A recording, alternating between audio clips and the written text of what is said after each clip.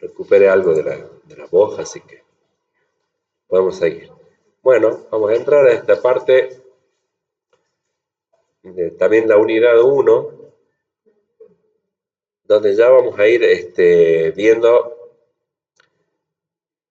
bueno, otra propiedad que pueden tener las funciones, que es algún tipo de paridad, se conoce como funciones pares o impares. Y ya vamos a entrar a la clasificación de funciones para ver los distintos tipos de funciones que vamos a ir estudiando a lo largo de la materia. Después vamos a repasar los tipos de transformaciones que podemos hacer sobre las funciones. Ya vamos a ver ahí reflexión, compresión. Vamos a ver las operaciones que se pueden hacer con las funciones. Operaciones con funciones. Y por último, las operaciones de funciones. Bueno, después les voy a mostrar. Pero acá vamos a tener suma, barra, resta.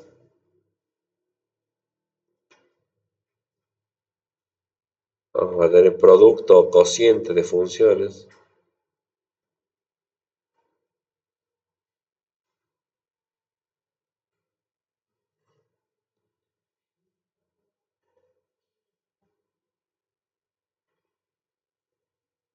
Y vamos a ver una operación que también ustedes la vieron ya, que es la composición de funciones. Composición. ¿Sí? Bueno, acá en la clasificación de funciones, como vamos a ver, tenemos las algebraicas,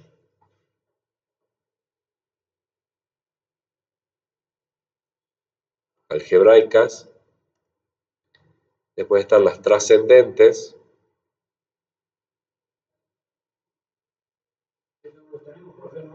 no les habilita, ya le habilita. Las trascendentes son las trigonométricas,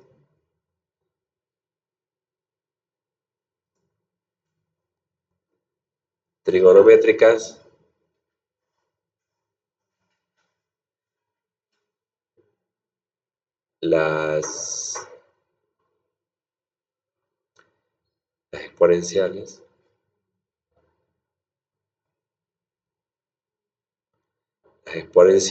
y las logarítmicas.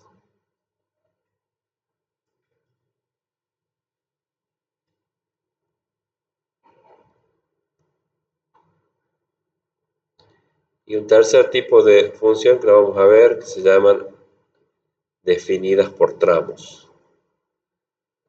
Definidas por tramos.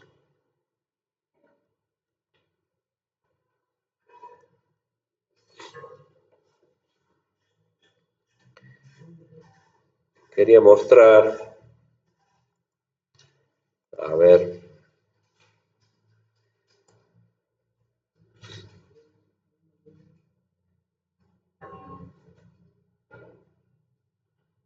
no sé si acá,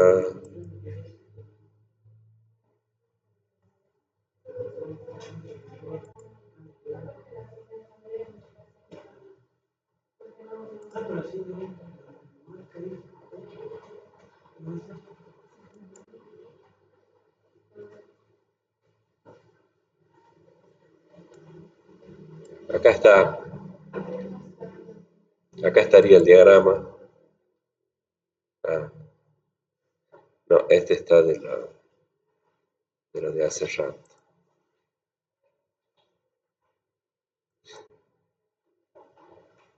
Bueno, estos son los mapas conceptuales que arma esta herramienta que les dije que es Notebook LM de Google. Ahí ustedes le suben las diapositivas, el video y les arma el mapa conceptual, que después viene bien para repasar, ¿no? Acá está, por ejemplo, lo que vimos recién, lo de las funciones inyectivas. Dice a cada X le corresponde un Y diferente, valores distintos del dominio tienen imágenes diferentes, a elementos del dominio llega como máximo una flecha, y la prueba de la recta horizontal esa recta corta la gráfica en uno o en menos de un punto, o sea, en uno o ningún punto. ¿Sí? Entonces le sirve también a modo de resumen. La imagen es todo el codominio en las sobreyectivas. Eso significa que a todos los elementos del codominio le llega como mínimo una flecha. Y la biyectiva es inyectiva y sobreyectiva a la vez. Todos los elementos de salida tienen imagen distinta. A cada elemento del codominio llega solo una flecha. Sería una forma de resumir. Eso lo arma, digamos, esta parte la armó la inteligencia artificial con lo que estaba en el apunte y los videos, ¿no? No es que lo arme yo. Bueno. Y después acá está lo de las formas de definir las funciones, que está, ¿ves? La coloquial, numérico, visual y gráfico. Bueno, deberíamos hacer, yo creo haber hecho, parece que no. Vamos a armar un cuaderno con lo que, del tema de ahora. Por ahí conviene ir armando cuadernos con temas puntuales. Ya vamos a armar uno con la...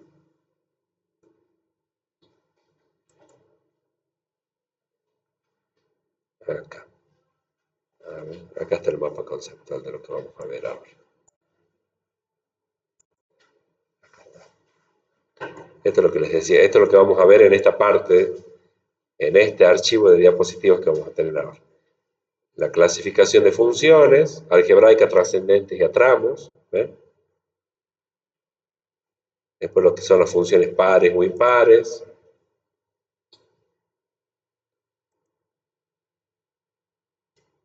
No sé si les puedo compartir después el cuaderno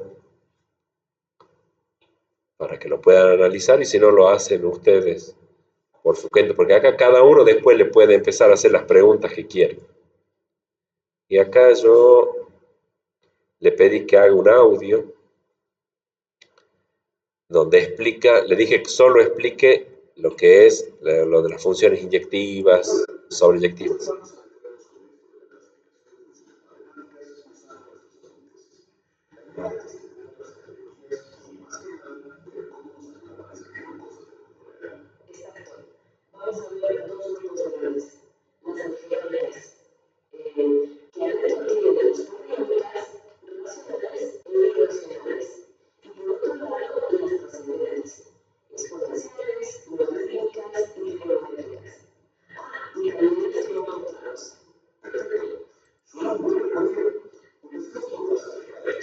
Bien, está.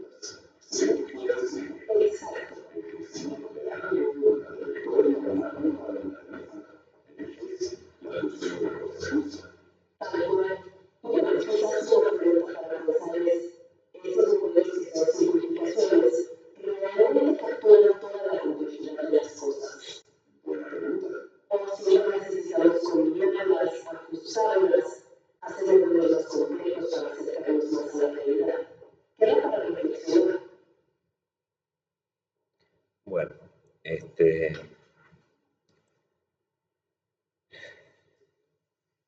no sé, a mí no deja de sorprender. Hay muchos ejemplos que son los que yo doy en el video, porque acá yo le adjunté el PDF de las diapositivas y el video de la clase del año pasado, ¿sí? Y se ve que de ahí, y de acá cuando le pedí ahí que haga el audio, le dije que solo haga el audio sobre lo que era la clasificación de funciones, porque la diapositiva y la clase, el video, hablo de otras cosas también. Entonces uno le puede decir, arma el audio sobre un tema en particular y le dije que además de dar los conceptos, incluya ejemplos de la vida cotidiana. Por eso ven que va por cada función, va agregando los ejemplos. Pero los ejemplos, y algunos los agregó de manera independiente y otros los tomo de lo que yo había hecho mención en la clase. Pero bueno, es un resumen. Yo creo que ahí presenta un pantallazo. Nosotros ahora lo vamos a desarrollar. Este, lo vamos a desarrollar en profundidad, lo vamos a ir estudiando punto por punto, pero hacia una idea general. Lo que sí me gustó que agregó ahí, que está bueno, de no perder de vista que vamos a estudiar las funciones, pero que las funciones son un modelo matemático que puede estar representando algo de la realidad. Ahora, como planteo ahí distintos ejemplos, el costo, digamos, para determinar el costo de la factura de la luz, por ejemplo, eh, y que bueno, que a veces la realidad es mucho más compleja. Un valor, un resultado, no depende de un único valor de entrada, de una única variable independiente, sino más de uno. Nosotros este año vamos a estudiar funciones que son de una sola variable independiente, o sea que son un modelo simplificado de la realidad. Entonces, quizás no modelan 100% igual a lo que sucede en el mundo real, pero da una aproximación. Estamos haciendo una, sí, una simplificación de lo que es la vida real a un modelo matemático que en este caso estamos limitados a una sola variable independiente. El año que viene vamos a ver funciones con las variables independientes que nosotros determinemos, ¿no? Cantidades mayores a 1, digamos. Entonces, eso es lo que quería destacar de ahí, de este audio. Por supuesto que los demás temas los vamos a ir desarrollando, pero sí decir, bueno, las funciones no es que nos vamos a poner a escribir expresiones algebraicas, en muchos casos sí ponemos directamente la expresión, pero sino como el ejemplo que hicimos hace rato, planteamos eso, un taxi, y cómo de esa situación podemos plantear una función, o sea que las funciones no es que surgen espontáneamente, sino que surgen como la traducción matemática que uno hace de algún fenómeno, de alguna situación real, ¿sí? Y ahí es donde sirven las funciones, y es por eso que se las utiliza tanto en la vida cotidiana como en las distintas ciencias también, ¿sí? Este, Casi todo fenómeno así donde haya un valor que depende de otros, bueno, la herramienta matemática más apropiada son las funciones, ¿sí? Así que de eso se trata. Digo esto porque muchas veces ustedes van a caer con empezar a dictar o desarrollar un tema y la pregunta para todos de los alumnos va a ser, ¿y esto para qué me sirve? Entonces, vayan con alguna fundamentación de para qué sirve la función. Cuando uno tiene un modelo matemático, sirve para hacer predicciones. Creo que por ese lado les puede interesar. Es decir, nosotros podemos adelantarnos, predecir resultados que todavía no han ocurrido en la realidad, pero que con la función me permite predecir cuál va a ser el resultado. ¿Sí? Bueno, de ahí a las apuestas online, ahí no, solo paso. Todo un problema ese, ¿no? Lo de las apuestas, sitios de apuestas. Bueno, eh, bueno, empecemos entonces. Cuando quieran comentar algo, hablen, ¿sí? Díganlo. Lo que vayan pensando. Eh, yo les dije en la primera clase que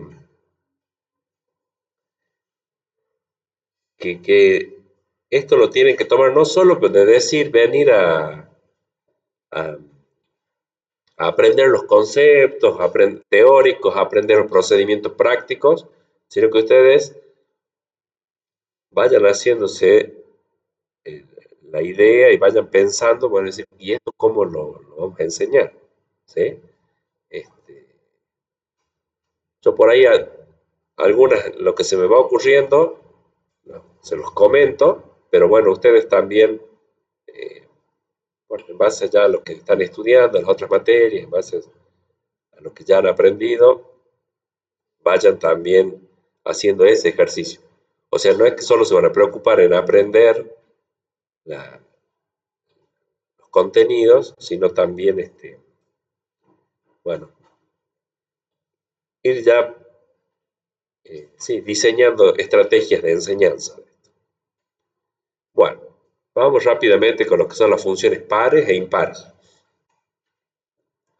Esta también es una característica que pueden presentar las funciones. No es que sí o sí tengan que ser par o sí tengan que ser impar. Es más, hay funciones que no son ni pares ni impares. Pero una característica que algunas funciones la cumplen es la de paridad.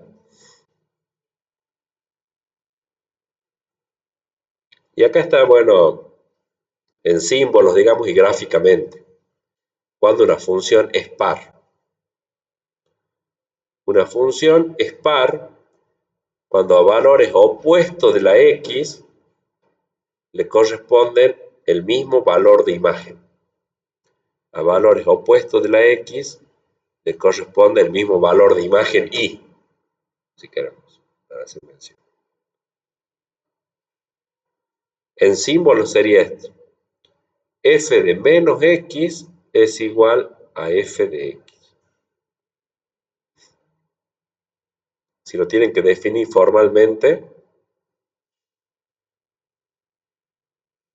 es f de x, o sea, f de menos x es igual a f de x.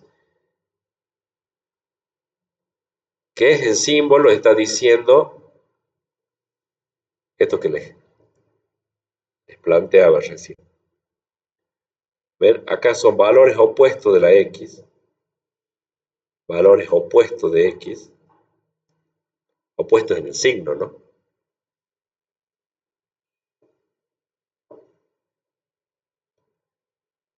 Estos son valores de x. Ahora lo vamos a ver en un ejemplo. Valores de x opuestos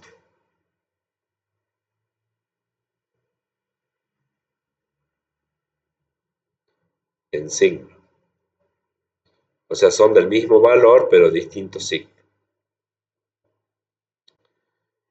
Y ven que los valores de la f de x son iguales, dice acá. Las f de x son iguales. O sea, la f de x es igual a la f de menos x. Pongamos acá un ejemplo.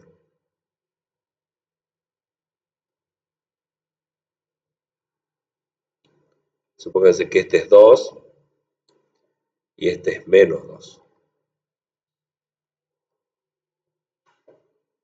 Como la función es x al cuadrado, al elevar al cuadrado 2, acá me da 4. O sea que la imagen es 4. Y para cuando x es menos 2,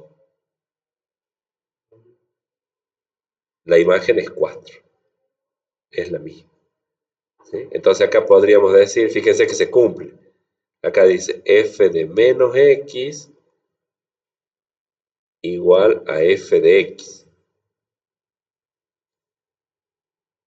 Acá sería f de 2, ese sería un ejemplo concreto.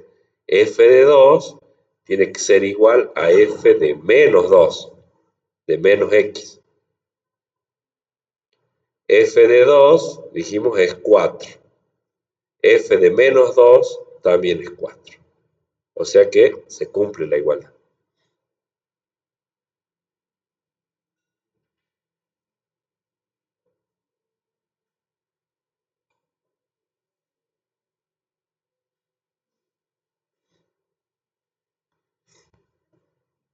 ¿Sí? Ya lo vamos a ver después. Esto es en la gráfica. Bueno, una propiedad de las gráficas de las funciones simétricas, perdón, de las funciones pares, la función par es simétrica, dice acá, respecto al eje de las y. ¿Qué quiere decir eso? Que si nosotros pudiéramos plegar ahí el plano doblando sobre el eje de las y, ahí las gráficas se superponen, las ramas se superponen. ¿Sí? Imagínense esa parábola, está en una hoja y a la hoja la doblamos sobre el eje, justo por donde pasa el eje de las y. Las ramas se van a superponer. Si traen esta rama para acá, se va a superponer con la rama. ¿Sí? Esa sería una simetría respecto al eje de las y.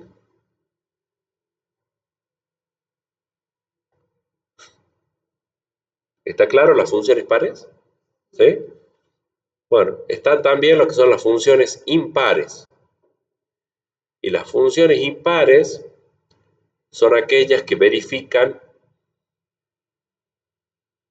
que a valores opuestos de las x le corresponden valores opuestos de las y. Valores opuestos de las x tienen valores opuestos de las y. O sea, sus imágenes también son opuestas.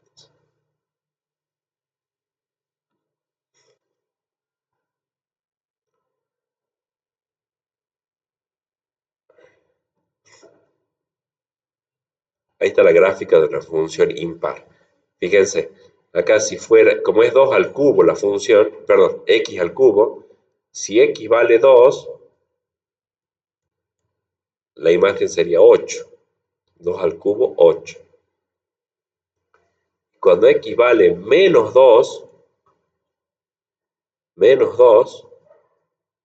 o sea, son valores opuestos de las x, ¿no? 2 y menos 2 son valores opuestos. La imagen resulta que es menos 8. Menos 8. Valores opuestos de las x tienen valores opuestos, les corresponde valores opuestos de las y.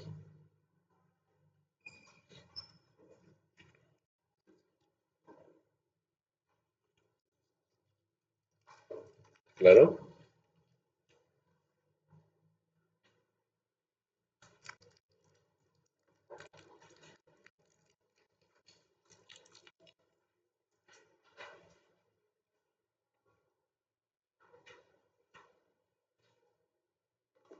Eso en símbolos se escribe así. ¿Ven? Acá tienen valores opuestos de las x.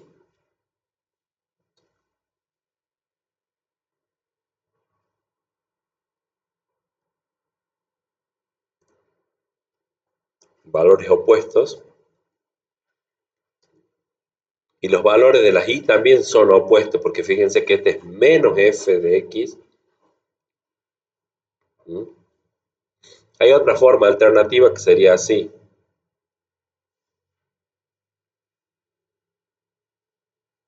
Acá tenemos f de x. Este quizás es más claro.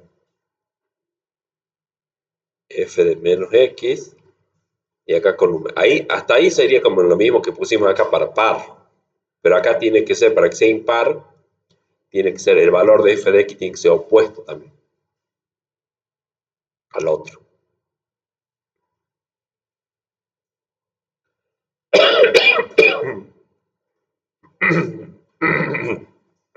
A ver, lo voy a poner acá.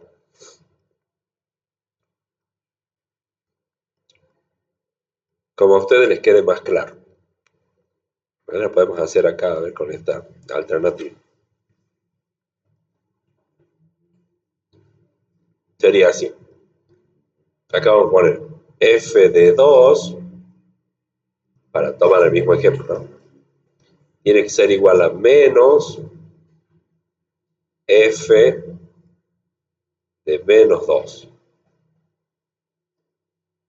F de 2 igual a menos f de menos 2. F de 2 es 8. f de menos 2 es menos 8, pero nosotros tenemos el menos este que está acá. Entonces, menos menos 8 se hace 8, igual a 8, se verifica la igualdad.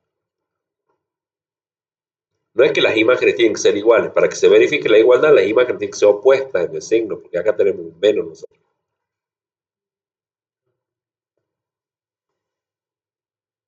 ¿Mm? Bueno, y en las gráficas de las funciones impares presentan una simetría respecto al origen de coordenadas. O sea que acá habría que doblar la hoja sobre el eje de las y después doblarlo sobre el eje de las x y las ramas se superponen. La simetría es respecto al origen.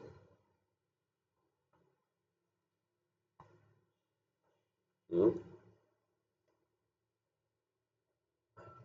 La simetría es respecto al origen.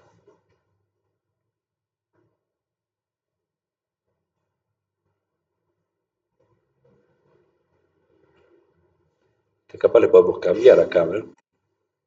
No sé cuál les quedó más claro a ustedes, si esta notación, o sea, está dicho lo mismo, pero de formas distintas, ¿no? Acá está más como lo planteamos nosotros. Esto es como a veces suele aparecer en la bibliografía, pero no. A ver. No sé si es tan claro. Acá le vamos a poner acá menos y le sacamos de acá. Así. ¿Les parece ahí? No estaba mal como estaba recién, pero yo creo que de esta manera tampoco está mal y quizás queda más claro. Bueno, acá hay ejemplos con la tabla de valores para que vean. Hace rato lo veíamos como gráficas y ahora acá lo ven en tabla de valores ustedes. Esto suelo poner algunos ejercicios de esto. Digan si le pongo la tabla de valores y le digo, diga si es par o impar o ninguna de las dos. Entonces, ¿ustedes qué se van a fijar? Valores opuestos de las x. Menos 3 y buscan el 3. Y después se fijan cómo son las imágenes, ¿ves? Las imágenes son iguales en sí. Entonces eso ya es par, es una función que es par. Para todos. Si hay alguno para el que no se cumple, ya no es par.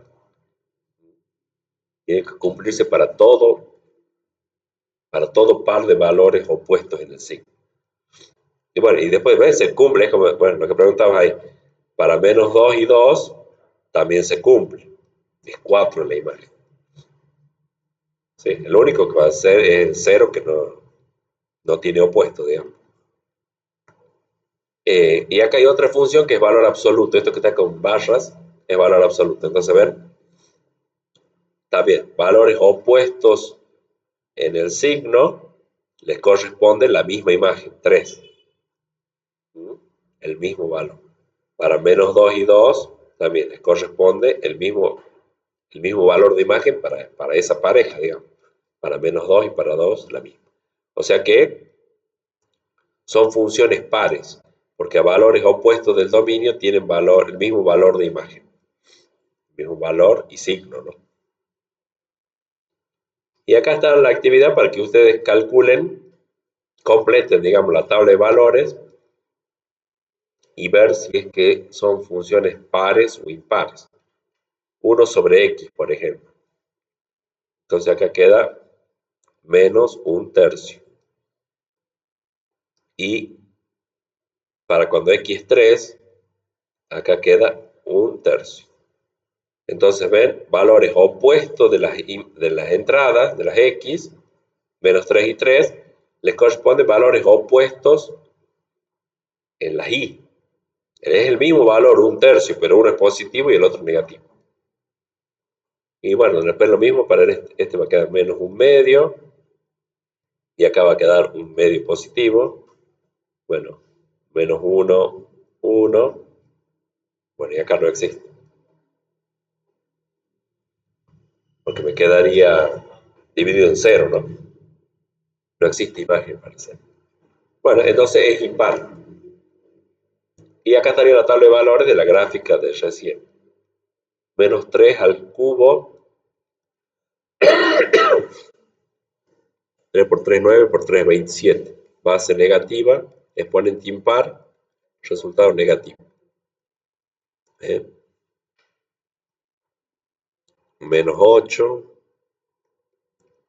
menos 1, 0, 1 al cubo 1, 2 al cubo 8, 3 al cubo 27. Entonces ve, para menos 3 valores opuestos en el signo, los valores de las i son opuestos también. Son 27 los dos, pero uno es menos 27 y el otro 27 positivo. ¿Mm? Ahora, un comentario. No es que siempre que la x sea negativa, la y tenga que ser negativa, y si la x es positiva, la y sea positiva en la función para que sea par. No, puede ser que estén cruzados. ¿Sí? Que cuando este es negativo, la imagen sea positiva, y que cuando este es positivo, la imagen sea negativa. Lo que interesa es que sean opuestos en el signo entre ellos. ¿Mm? Claro, la x tiene que ser positiva y negativa, pero no es que cuando la x es negativa, sí o sí la imagen tiene que ser negativa para que sea impar, ¿no? Puede ser al revés. O sea, ¿a qué voy con esto? A que si tenemos la función, si acá tuviéramos la función x y acá y igual a menos x al cubo, ahí lo que nos va a quedar, este menos le va a cambiar el signo al resultado de x al cubo. Entonces, menos 3, acá, bueno, x al cubo me da 27 negativo. Con este menos se hace 27. ¿Estamos? Y si vamos con la x igual a 3, x al cubo va a ser 27, pero con este menos queda menos 27. Lo mismo es impar, porque a valores opuestos de las entradas le corresponden valores opuestos de las imágenes, ¿no? A eso me refería. Bueno, ahí entonces eso es todo lo referido a las funciones pares o impares. En el parcial va a haber ejercicio para que ustedes apliquen y sepan, o sea, no les voy a pedir la definición de función par o de definición impar, sino ver cómo aplican ese concepto en una gráfica o en una tabla de valores, ¿sí? Que lo sepan. Si lo saben aplicar, quiere decir que saben, tienen claro el concepto, ¿sí? Así que, bueno, eso va a ser en cuanto a las funciones pares o impares. Y acá tenemos este panorama de los distintos tipos de funciones que vamos a estudiar en la materia. Que esto está bien importante porque funciones se ve mucho en la secundaria, ¿sí? O sea, lo tienen que enseñar. En distintos años se van viendo distintos tipos de funciones. Entonces, por eso vamos a dedicarle un tiempo, un par de clases más seguro, a trabajar con las funciones, a reconocer sus características, a determinar su dominio, su codominio y a graficarlas. En esta parte lo que vamos a entrar a hacer ya es representación gráfica de funciones, ¿sí? Entonces, bueno, si bien quizás han ido viéndolas, en primer año vieron lo que sean distintos tipos de expresiones matemáticas, bueno, lo vamos a traer para lo que es el análisis matemático, y trabajar con esas funciones, ¿no? Ahora las presentamos y después la clase que viene ya vamos a empezar a hacer práctica con esto. Bueno, las polinómicas, yo lo que les estoy poniendo son ejemplos de funciones antes de definirlas simbólicamente. Me parece interesante decir, bueno, con un ejemplo se aclara bastante.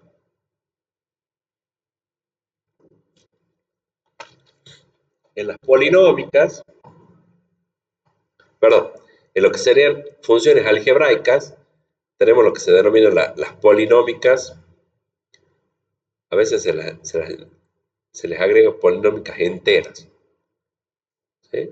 Son funciones la función es un polinomio de un grado n. Podrá ser desde grado 0, que es la función constante, a grado n. Acá hay una de grado 3.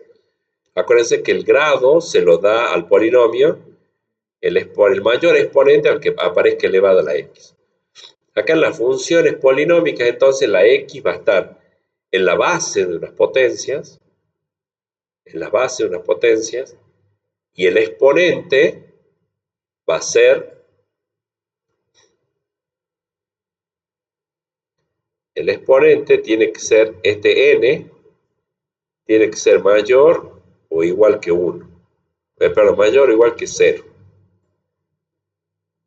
Y tiene que ser entero. Perdón, natural.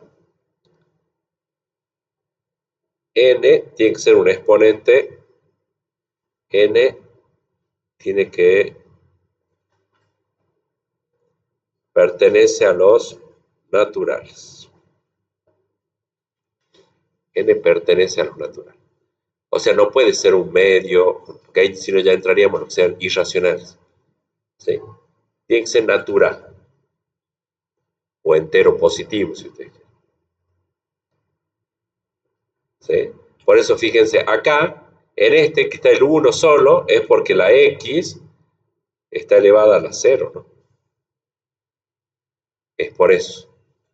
Entonces, la n, el exponente n al que figure la x, tiene que ser o 0 o mayor que 0, pero natural. ¿Ven? Acá está la 2, acá está la 1. No necesariamente, acá bueno, está completo y ordenado, pero no necesariamente tiene que tener todas las potencias decrecientes. ¿Sí? Con que tenga uno que le da el grado, ya después los otros puede ser que no estén completos. Esas son las funciones polinómicas. Las funciones racionales o polinómicas fraccionarias, se les dice también, polinómicas fraccionarias, son aquellas donde se está planteado un cociente de polinomio. ¿Sí? Podemos verla como que son cocientes de polinomio. ¿Cuál es la condición para que sea racional la función? Es que la x aparezca en el denominador. ¿Sí? Puede estar en el numerador también, pero para ser racional tiene que estar en el denominador, si no es polinómica entera. Si la x no está en el denominador, quiere decir que no está participando de la división. La x tiene que estar en el denominador, que es lo que decía el audio ahí. Y en las irracionales la x aparece bajo el signo de raíz. Eso hace que la función sea irracional, si la x está bajo el signo de raíz. En las racionales tiene que estar el denominador. Tiene que estar acá. Puede estar también en el numerador, pero no alcanza con que esté en el numerador. Tiene que estar también en el denominador. Y en las irracionales, para que la función sea irracional, la x tiene que estar bajo el signo de raíz. O sea, acá voy a escribir una función que no es irracional, por ejemplo.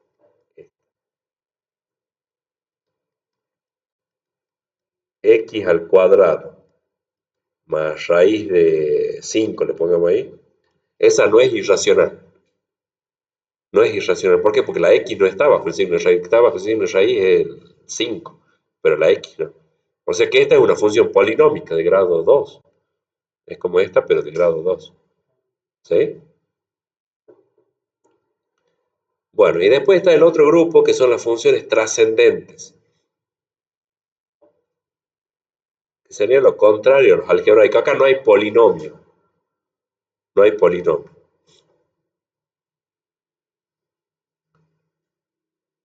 Que van a ser las exponenciales. Las exponenciales se caracterizan porque ahora la variable está en el exponente, no está en la base, como en las polinómicas, sino que la x figura en el exponente.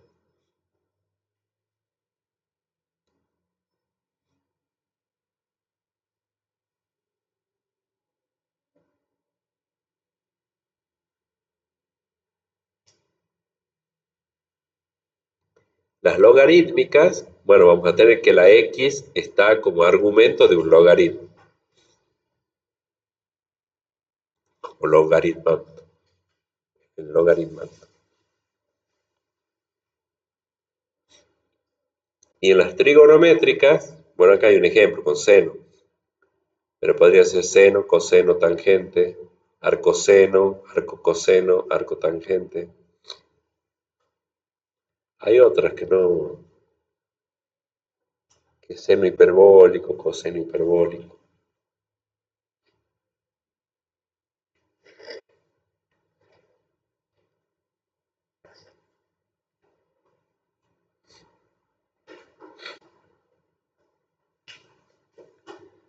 Y acá está, bueno, dice a trozos o a tramos, también se le dice. A trozos o a tramos. Y un ejemplo es la función valor absoluto. Valor absoluto, ¿por qué? Porque la definición de valor absoluto establece que si el número es negativo,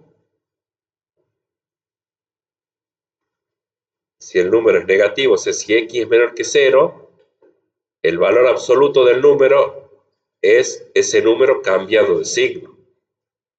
Por ejemplo, el valor absoluto de menos 3 es 3. ¿Sí? O sea, con este menos le cambio el signo. Cuando sea negativo, le cambio el signo, va a ser positivo. Y si x es mayor o igual que 0, entonces el valor absoluto de ese número es el mismo número. El valor absoluto de 3 es 3, es el mismo número. No hace falta cambiarle el signo. ¿Se entiende?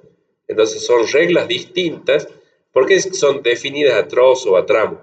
Y bueno, porque es como si fueran dos funciones, pero en realidad es una sola.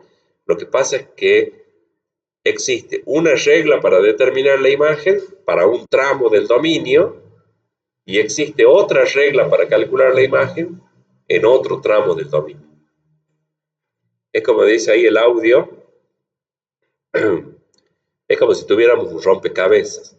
Es decir, bueno, para esta pieza es para esta parte, ¿sí? O esta regla, esta función es para esta parte, aplica solo para una parte del dominio y la otra regla para el otro. O sea que son, ahí dice como encastrables también.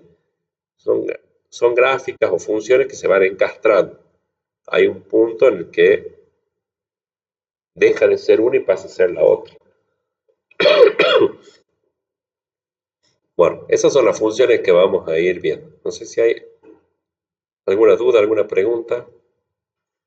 Están presentadas, ahora las vamos a ir estudiando. Bueno, hoy no vamos a terminar, hoy vamos a empezar. ¿Sí? Y vamos a empezar con las funciones polinómicas. Vamos a ver estas. Bueno, de forma simbólica vamos a tener que una función polinómica, su expresión algebraica es un polinomio de grado n de una variable, de una sola variable, de la x.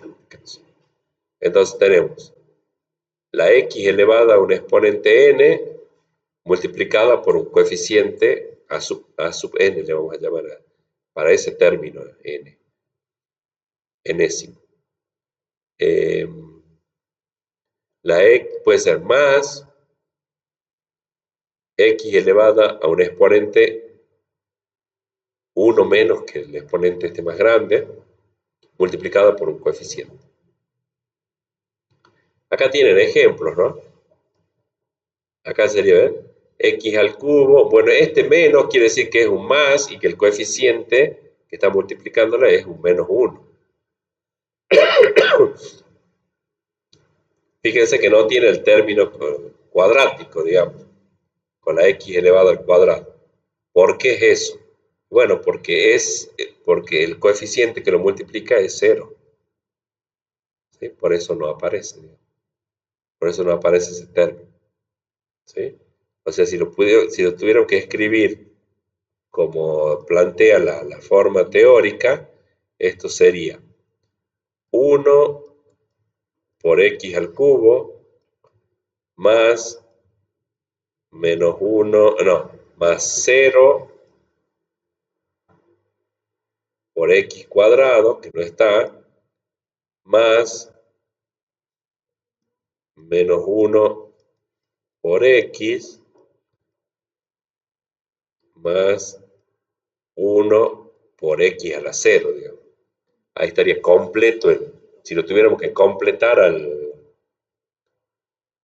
polinomio. Entonces, este término se anula, por ser 0 este coeficiente, en este, bueno, más por menos queda el menos que está ahí, y este 1 es porque es x a la 0. Bueno, o sea que son polinomios de grado n. Las expresiones algebraicas de estas funciones son polinomios de grado n. Según el grado del polinomio, es el nombre que recibe la función. Por ejemplo, f de x igual a eso es una función constante. O sea, sería así.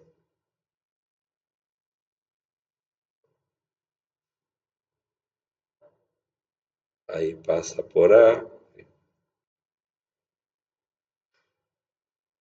Es así.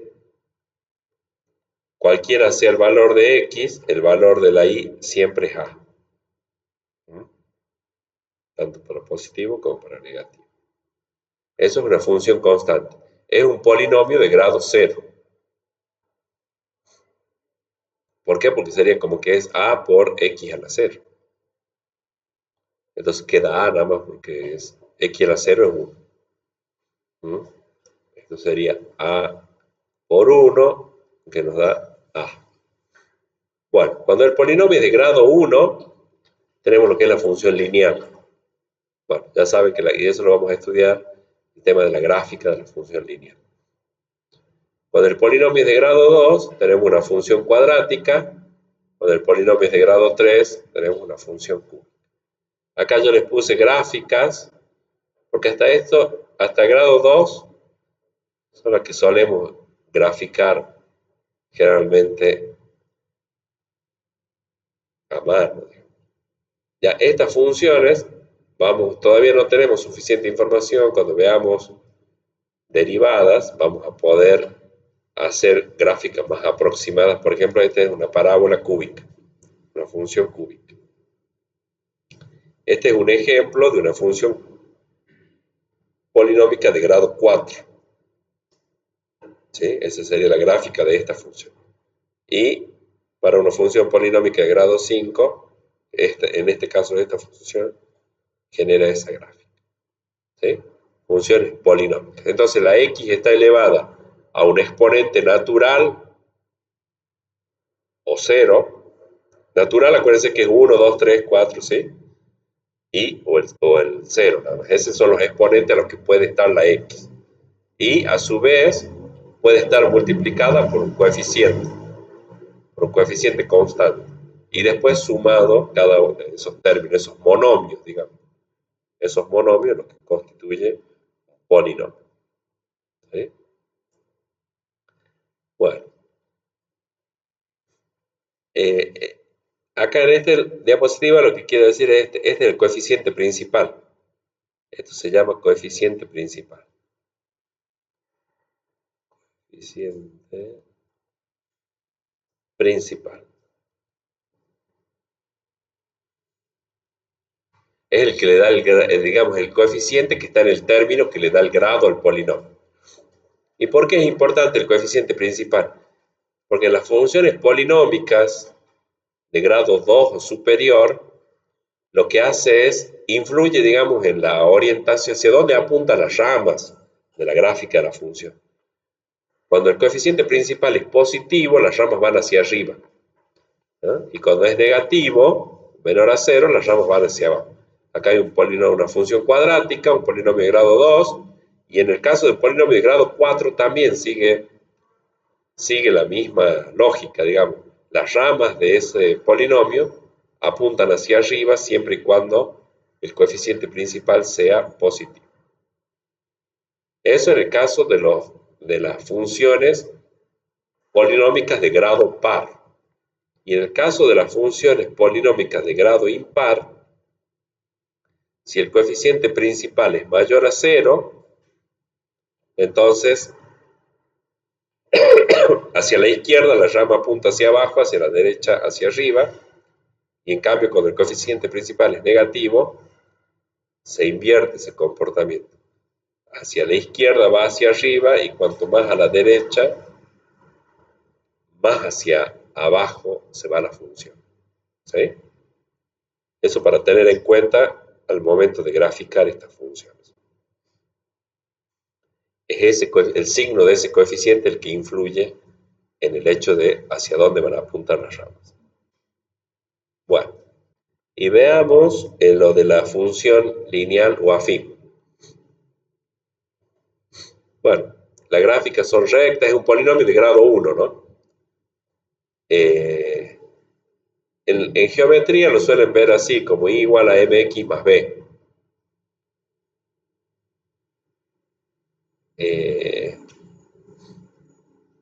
Bueno, m, el coeficiente que multiplica la x, o el coeficiente principal, digamos, del polinomio, se llama pendiente. Es la pendiente de la recta. Y bueno, y en ese caso, ese coeficiente principal va a influir en si esa recta es creciente o es decreciente. Esto sería, si m es mayor que 0 o positivo, entonces tenemos una recta creciente.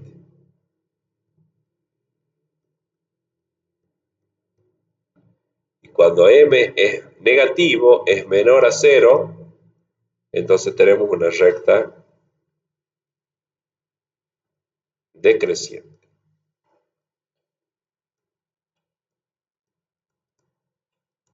Decreciente.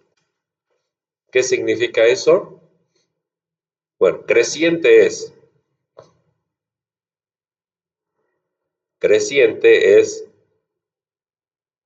que si la x aumenta,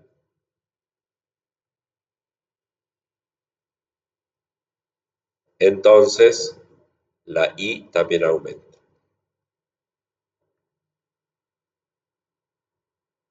Eso significa creciente, digamos, en el contexto de las funciones. Y decreciente sería si x aumenta, entonces y disminuye.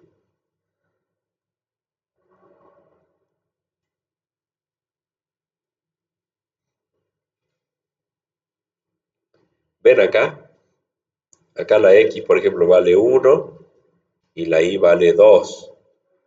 Ahora, cuando la x vale 2, la y vale 3. ¿Sí? Entonces, aumentó el valor de la x y el valor de la y también aumentó. ¿Sí? En cambio, en este caso acá, para la recta decreciente, bueno, pongámosle el mismo 1, 2 acá. Acá la x vale 1, la y vale 0. Cuando la x vale 2, la y vale menos 1. O sea, acá bajó el valor de la y. Aumentó el valor de la x, pero bajó el valor de la y, disminuyó. ¿Sí? Geométricamente, una función, una recta creciente va del tercer cuadrante al primero. ¿Sí? ¿Se acuerdan? Este es primer cuadrante, este es segundo cuadrante, acá tenemos el tercer cuadrante y acá tenemos el cuarto cuadrante. Entonces, la recta creciente, todo lo determina el signo de la pendiente. La recta creciente va del tercer cuadrante al primero. Y las decrecientes van del segundo al cuarto cuadrante.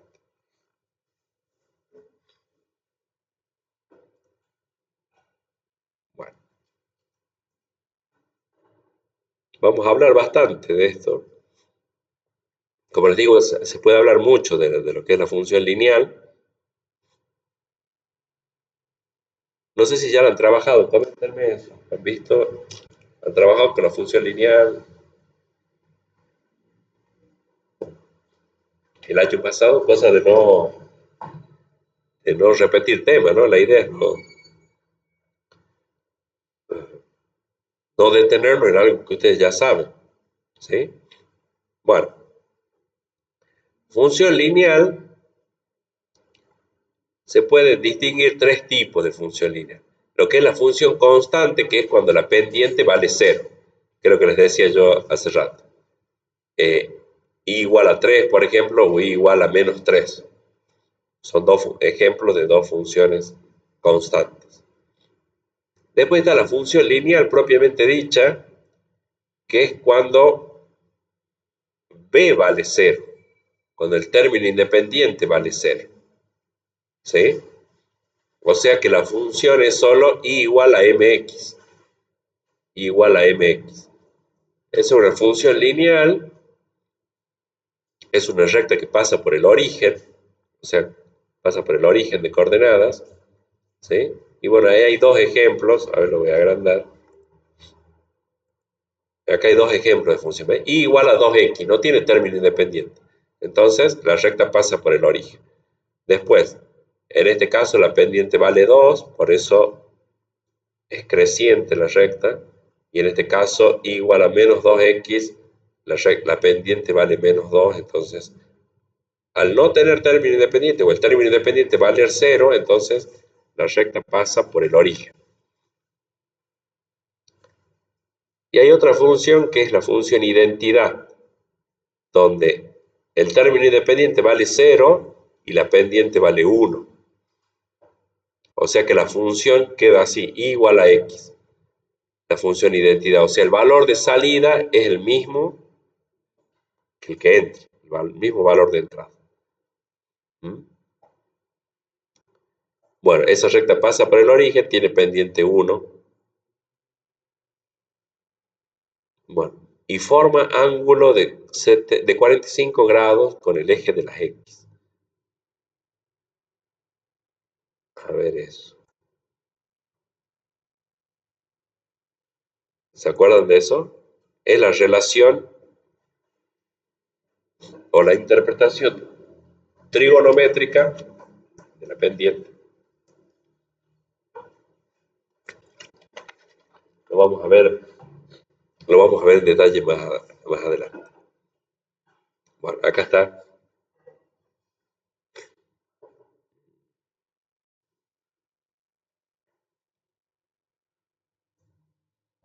El tema de la pendiente, cómo se calcula la pendiente. Conociendo dos puntos de la recta,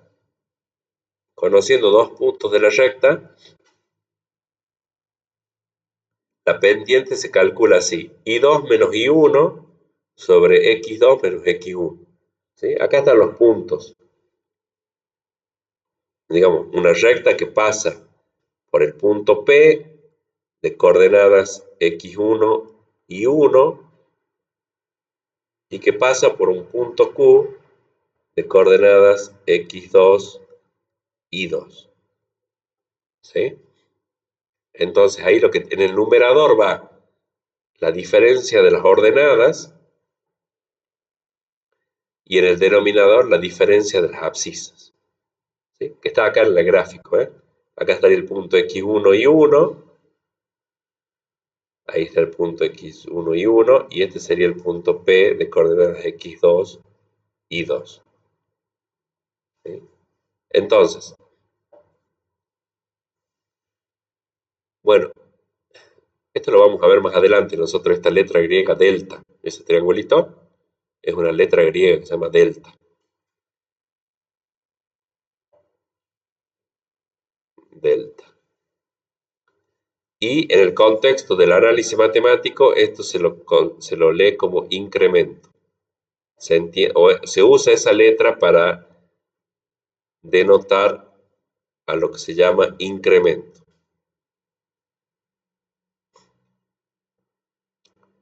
¿Sí? Es para saber cuánto aumenta la i, cuánto cambia la i. Entonces resto el valor al final menos el valor al principio, y entonces eso me da el incremento. ¿Sí? Bueno, lo mismo acá para el delta de x, quiere decir el incremento de la x. Para sacar cuánto se incrementó la x, bueno, resto los dos valores, supone que acá sea 5 y acá sea 1, ¿sí? Entonces 5 menos 1, el delta de x me da 4, por ejemplo. ¿Sí? Quieren que lo hagamos así, 1, 5, y acá, por ejemplo, puede ser...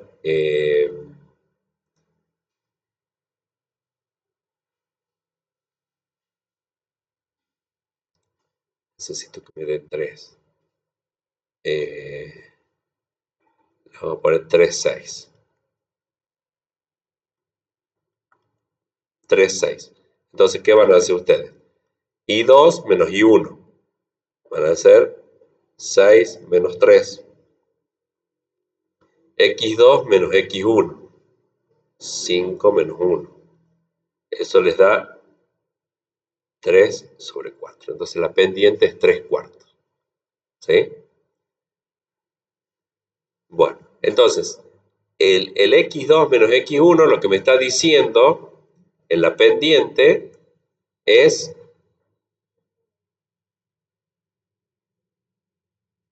esto me está diciendo cuánto, estando en un punto de la recta, cuánto me tengo que desplazar horizontalmente, cuánto me tengo que desplazar, lo que es el incremento de la x. ¿Dónde está el incremento de la x? En el denominador.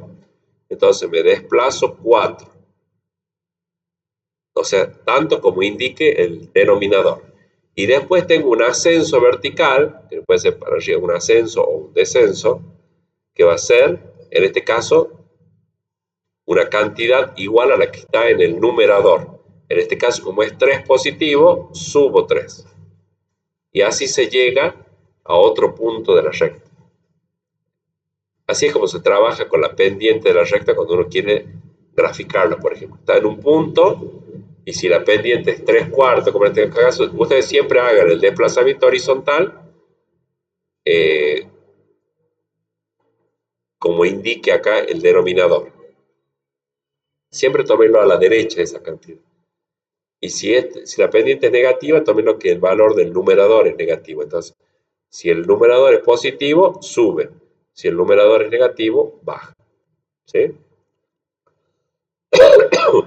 Bueno, y acá entonces, la pendiente puede ser positiva, puede ser negativa, puede ser 0 o puede que no exista la pendiente.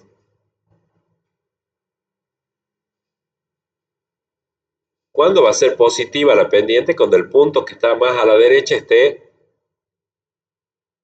a una altura mayor que este. Una altura mayor. ¿Sí? Cuando el punto que está más a la derecha está a una altura menor que el punto que está a la izquierda, entonces la pendiente le va a dar negativa. Es por el tema de acá acá el denominador siempre va a ser positivo, porque nosotros consideramos siempre que x2 es mayor que x1. Entonces el numerador es el que puede dar positivo o negativo. Entonces esta división va a dar positivo o negativa según el numerador sea positivo o negativo. O sea, según si I2 es mayor que I1 O si I2 es menor que I1, entonces en ese caso va a dar negativo. Después, como es una división, puede dar 0. ¿Cuándo va a dar 0? Cuando el numerador sea 0. ¿Cuándo el numerador da 0? Cuando I2 y I1 valen lo mismo. ¿Sí? Que sería en este caso, ¿ven? I2 y I1 valen lo mismo. Y después, ¿cuándo no se puede hacer la división? O sea, ¿cuándo no va a existir la pendiente? Cuando no se puede hacer la división. ¿Cuándo no se puede hacer la división? Cuando el denominador da 0. ¿Cuándo el denominador da 0? Cuando x2 es igual a x1, que sería este caso.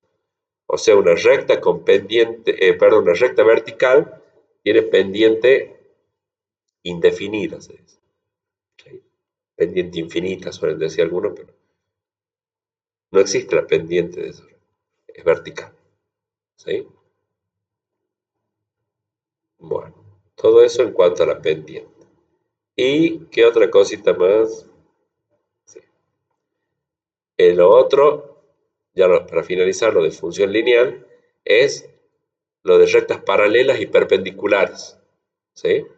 En este caso, dos rectas van a ser paralelas cuando tengan la misma pendiente. Miren eso. La pendiente es la misma. ¿Sí?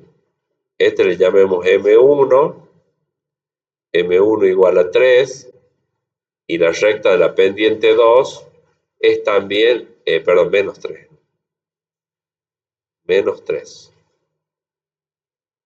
Es lo que dice acá. Dos rectas son paralelas si M1 es igual a M2.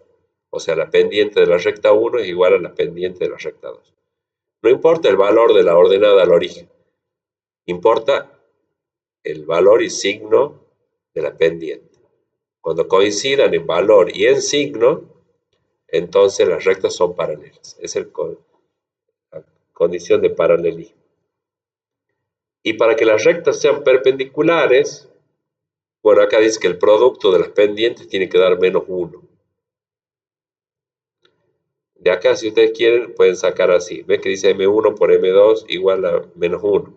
Si despejamos, sería que M2 tiene que ser igual a menos 1 sobre M1. O sea, este M1 que está multiplicando, lo paso dividiendo. Y ahí está también otra forma alternativa de plantear la condición para que dos rectas sean perpendiculares. También tiene que ver con las pendientes de esas rectas. Pero en este caso la relación es que la pendiente de una recta tiene que ser, esto fíjense que sería 1 sobre menos 1 equivale a ser la recíproca del valor. ¿Sí? O sea, recíproca y el menos 1 este quiere decir cambiado de signo. Recíproca. Claro.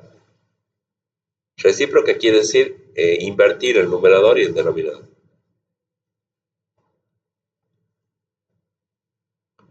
Recíproca cambiada de signo.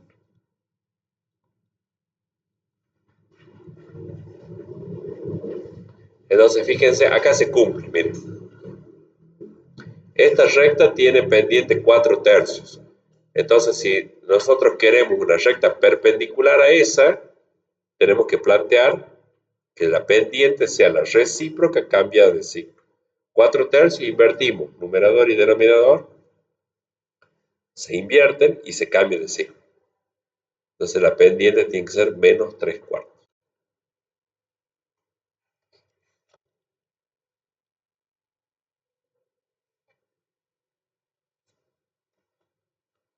Bueno, hasta ahí llegamos acá en la parte de las diapositivas con lo que es función lineal. Después en el práctico tienen ejercicios.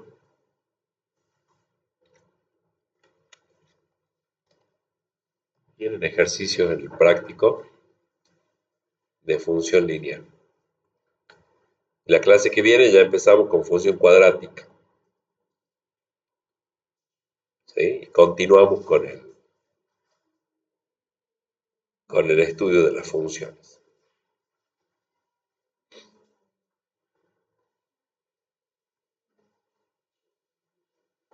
Bueno. estamos entonces. Después los